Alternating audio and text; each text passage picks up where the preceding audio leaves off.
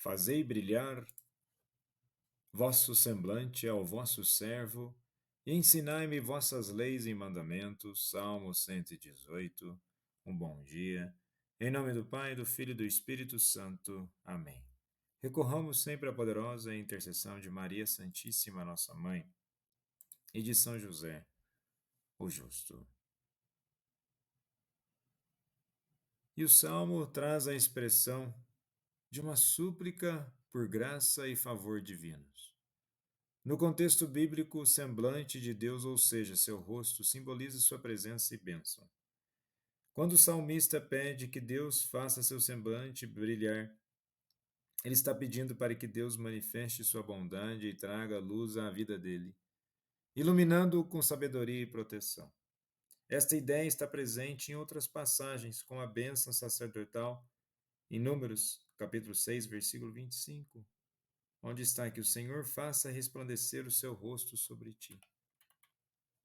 E o pedido que vem em seguida é por instrução. O servo de Deus deseja não apenas a presença divina, mas também ser guiado pela lei de Deus. Este pedido reflete um desejo por sabedoria e retidão, em linha com a vontade de Deus. E isso nos remete à ideia nos dias de hoje para que tenhamos uma relação de obediência e aprendizado com o próprio Deus. Na primeira leitura de hoje do livro de Jó, capítulo 42, os versículos 1 ao 3, 5 ao 6 e 12 ao 16, narra a restauração de sua vida após um período de imenso sofrimento. E nesta passagem, Jó finalmente responde ao Senhor e reconhece sua limitação diante da sabedoria divina. E mediante os acontecimentos da vida, muitas vezes nós vamos ter questionamentos aos quais a nossa própria razão ou conhecimento não é o suficiente para nos darmos justificativas daquilo que está acontecendo.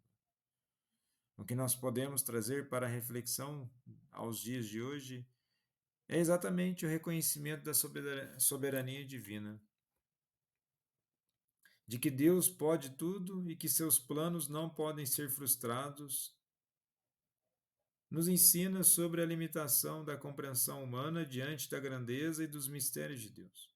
Muitas vezes queremos respostas imediatas para o sofrimento e as dificuldades da vida, mas como Jó, somos chamados a confiar em Deus, mesmo quando as respostas não são claras. E nessa caminhada da descoberta de respostas, temos a questão da humildade, arrependimento, restauração e bênçãos. A restauração de Jó nos mostra que, embora o sofrimento seja uma realidade, Deus pode restaurar nossas vidas de maneiras que não esperamos.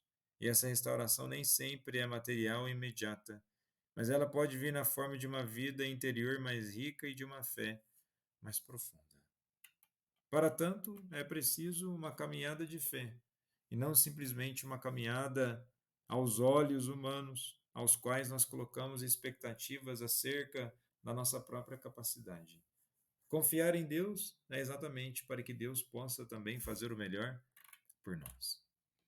E no Evangelho de hoje, em Lucas, capítulo 10, dos versículos 17 ao 24, narra o retorno dos 72 discípulos enviados por Jesus em missão e o diálogo que segue entre eles e Jesus.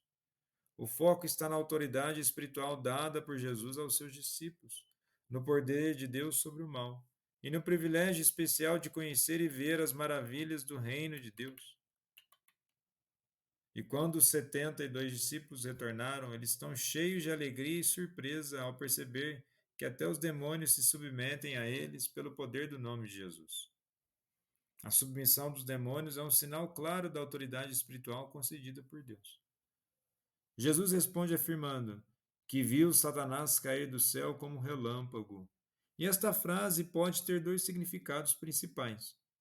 Uma referência à queda original de Satanás, quando foi expulso do céu, em Isaías 14, versículos 12 ao 15, e Apocalipse 12, versículos 7 ao 9, ou uma visão profética de como o ministério dos discípulos é uma antecipação da derrota definitiva de Satanás.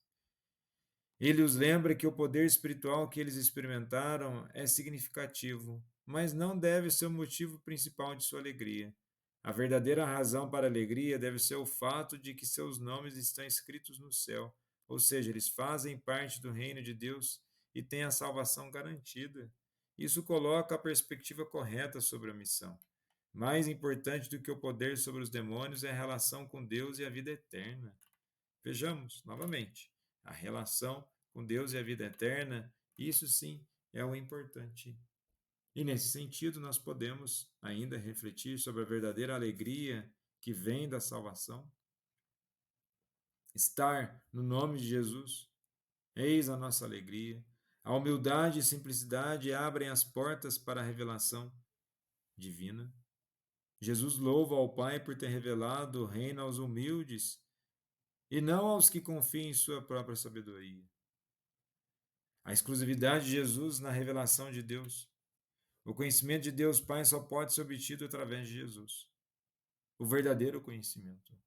Pois muitas vezes há uma tendência de fazer uma falsa noção de quem é o Pai ou a falsa noção de quem é Deus, mas basta olharmos para Jesus e encontraremos o caminho, a verdade e a vida. E nesse sentido, o privilégio de conhecer e viver o Evangelho, onde os discípulos foram abençoados por testemunhar a presença de Jesus e o reino de Deus se manifestando. E nós também somos privilegiados por viver em uma época em que o Evangelho é conhecido e podemos experimentar o poder transformador de Cristo.